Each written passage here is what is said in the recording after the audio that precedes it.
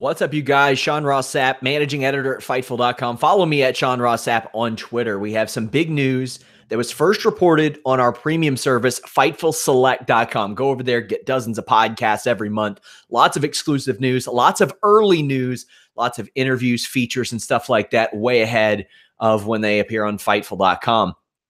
Some major news that the finish of main event did not go down, or the main event of WrestleMania did not go down as planned. That's no surprise. The controversial pinfall win that saw Becky Lynch beat Ronda Rousey was the plan, but unfortunately it went awry when Rousey's shoulders were not on the mat.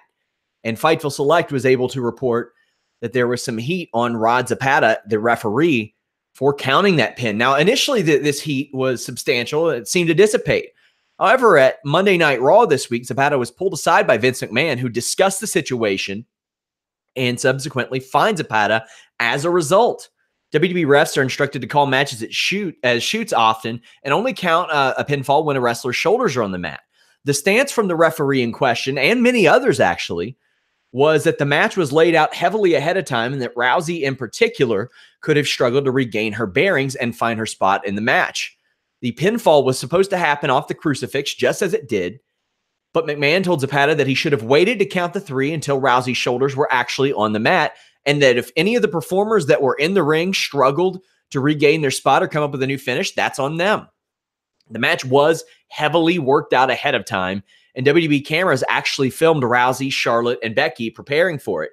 Rousey also had to battle through a big cut on her leg from last week, which we're told required over a dozen stitches.